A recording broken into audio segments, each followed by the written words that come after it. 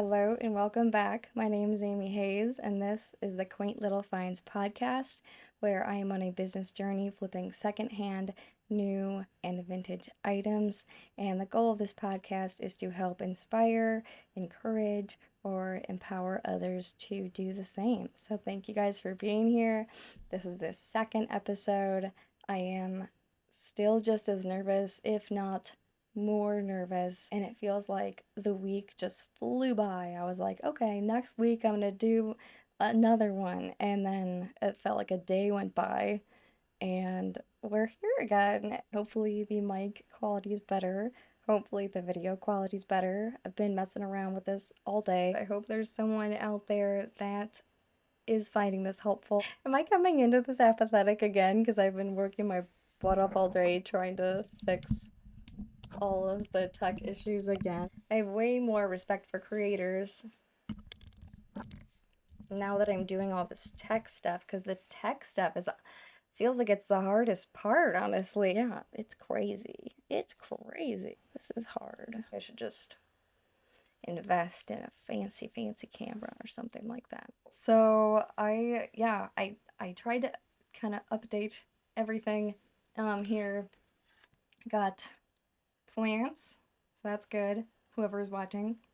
I mean, as of right now, it's really only on YouTube, so I guess everyone in the future, when these episodes are put up on a podcast platform, when I do that. I was kind of trying to figure out what to make the second podcast about, and it kind of came to me last night. I was like, oh, okay, how about a day in the life of a full-time reseller? Kind of what the week structure looks like for me. It might look very different for other people, and I've realized that, I've said this before, that I'm not an expert. I'm like an intermediate level, that I've been doing this for 2 years consistently. The way that I do it might be very different than how other people do it, and I'm definitely open to hearing other schedules, their whatever, because there's always room for growth. But this is what my days look like. So I'll just kind of walk you through that and kind of what the ideal day looks like. Not saying that it's every single day that it's the ideal day, and just kind of what it looks like when I go into a thrift store and what my process is. And I'll probably make a video about that too, but I feel like it would be helpful to talk through the process as well and explain. Probably be able to kind of cover more on the podcast. So I'll just kind of go through the ideal day, go through sourcing, comping, or finding comparable sold listings when you're out thrifting and sourcing. Just my process at the thrift store and what that looks like for me. Yeah, so the full day. My ideal day, which again, my surgery kind of messed me up, and I've been a bit off track with my ideal day. But go hit the gym, get back, get ready, have coffee, get in the Word. Again, this is the ideal day when I'm being on point. 7 o'clock comes around, John heads to work, and then I start getting all of the sold items from the day before, generate those labels, and wrap them up, pop the labels on there, and I will go ahead and put those out on my front porch, put it in like a plastic tote. And if it's a day that I am going to Goodwill, then they open at 8. I will go through all of the main categories that I usually like to sell in. So typically I'll start in the shoes. I'll kind of hit up the sections within the categories of the things that I like to sell the most, or things that do well for me. I would say shoes is a big one. So I will look through all the shoes, grab whatever know that it's worth something typically. Or if I see something that looks like, okay, this seems and feels high quality, I'm gonna throw it into my cart. I haven't heard of this brand before or whatever, and I will throw that in my cart to comp later. And Usually after that, I'll kind of check out the hard goods and the clothing in whatever order. Try to find some vintage t-shirts, sweatshirts. I'll go through the hard goods, look at the electronics, and again, just kind of like look through and see if there's anything there that looks like it might be worth more. And some Goodwills price really well, but some don't, so you have to kind of weigh out if it's worth it. But I'll kind of just go through the whole store. I don't spend too much time in the pants section just because, unfortunately, pants don't sell very well for me. You have to be really diligent in taking good measurements. With sweatpants and leggings, it's a bit different, but when it comes to jeans and slacks and those sorts of things that are a bit more fitted or, less elastic, it can be a lot harder to sell because there's less of a guarantee for things to fit. Measurements do help pants sell, but I've unfortunately found that pants don't sell very well for me. I will go through kind of like the lingerie and undergarment section because vintage Victoria's Secret can go for a lot. I found a two-piece silk set recently from the 90s that sold. I paid probably $5 for the set and it sold for over 100. So things like that, when it's, especially if it's silk and it's vintage, it can go for a lot or a good amount. So I'll kind of just go through the whole store and then after that, will go into the fitting room, park my cart outside, and I know that usually Goodwills will sometimes have different policies about how many items you can take in at a time, but regardless, I will bring either all items or 6 items or 7 items at a time, whatever their policy is. The Goodwill I usually go to allows me to bring in hard goods as well. Fortunately, the Salvation Army nearby is also pretty lax, especially if you develop good relationships with the employees and the people that work there. If they know you and they see you coming around and whatnot, they're going to be a lot less skeptical of you bringing different items into the fitting room. They're just not going to be watching you like a hawk. So I'll just go in there and then I will go ahead and comp everything. So this can take up to an hour sometimes, which, I mean, it ends up really being worth it. It's funny though because there are so many different ways to go sourcing, and I see other people that I know are resellers because we'll like be at a garage sale and then go to another garage sale and I see them there again, and another garage sale, see them there again, same day. I'm at the Goodwill. It's funny, and I can see that they are clearly reselling by the things that they're grabbing and whatever.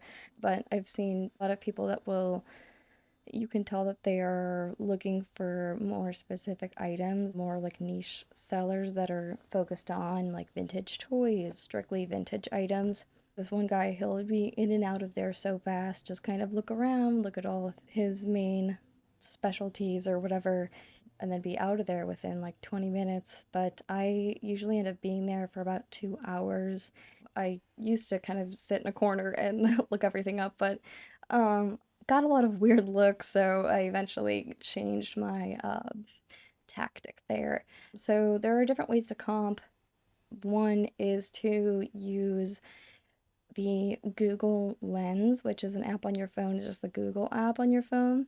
And you can take a picture of an item, and usually it can kind of identify it for you. And check out the listings that are popping up initially, and sometimes you can get lucky and find the item that you're looking for, or you can use the Google Lens to help you identify that item. And once you identify whatever your item is that you're looking for, you can just kind of throw whatever Google identified it as, put it into that platform or that app on your phone, and then you can filter it to the sold listings.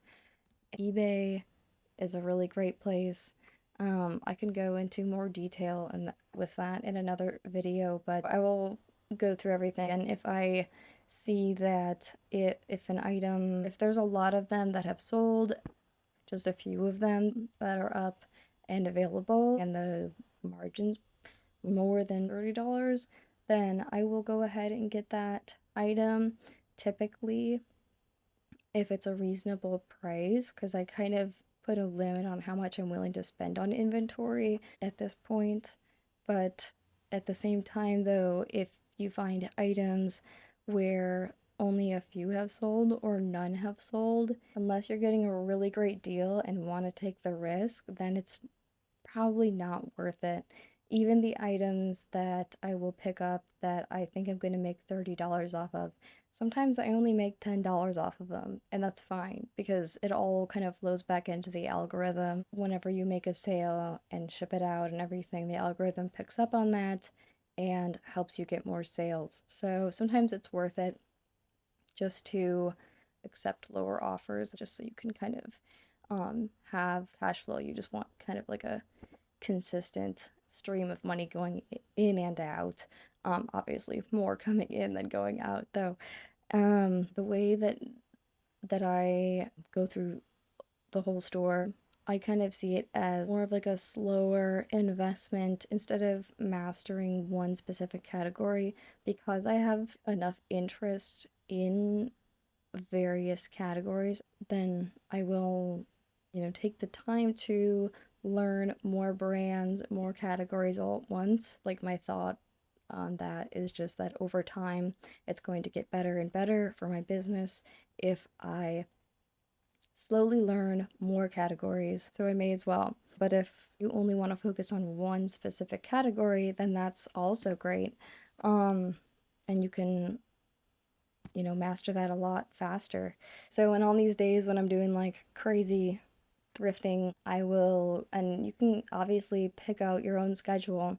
I will go to Salvation Army after I go to Goodwill at 10 a.m. because that's when they open. So I'll go there next and do the same thing. So then usually by 2 p.m. I'm going home, or by 12-ish, hopefully, and come back, add up your potential profit and kind of sort through it. And if it is a good day, lighting wise, I will do my best to take as many pictures as I can immediately, because that's when you still have that momentum and you don't lose the motivation to take those photos of the listings. So I will go home, and if the lighting is good, I will try to take as many pictures as I can of those items that I just picked up. And as the sun's going down, we'll try to get them listed. So I've found that the momentum kind of carries into the rest of the day if you just bought those items. I'll cross post everything, which another thing that I will go into on another podcast, but I will get basically everything up onto all the platforms and filter through and post just the vintage items, like early 2000s or before, or what I consider like a vintage or retro. So I will just throw those up onto Etsy because Etsy is a bit better for specific things. So it's like my vintage boutique slash shop.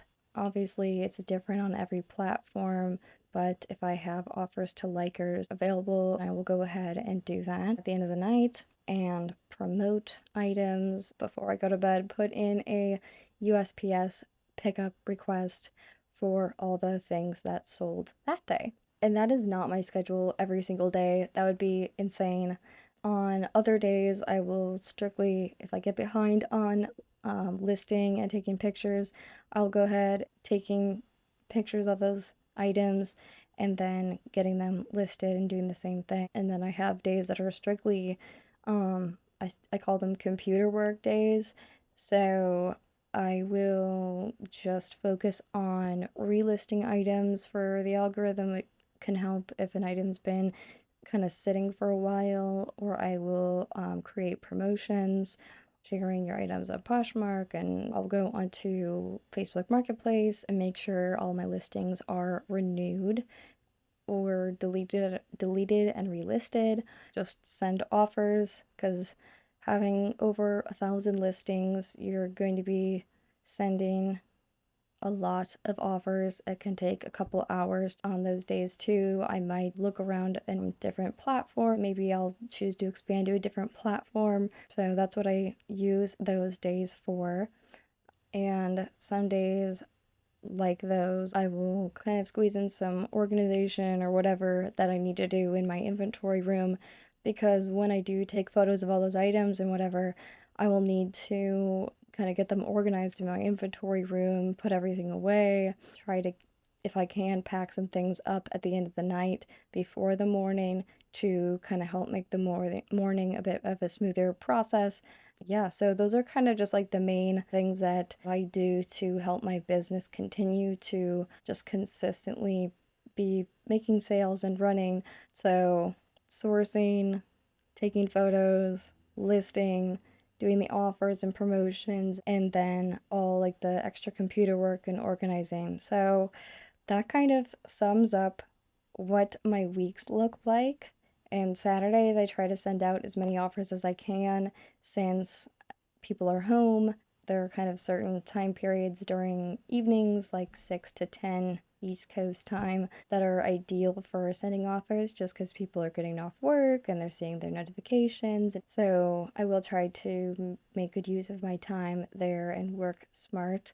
But yeah, I hope that that was helpful. If anyone is trying to just give it a go or whatever, that's just kind of the example of what my days usually look like. Again, other resellers might have completely different days, completely different schedules that they like and that they've kind of gotten into a groove. But yeah, that's what my weeks look like, and now they include this too.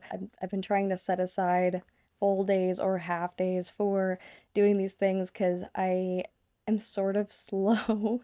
I'm still learning how to do all of this, so it's been taking me a little bit of extra time. So, yeah, again, I hope this was helpful.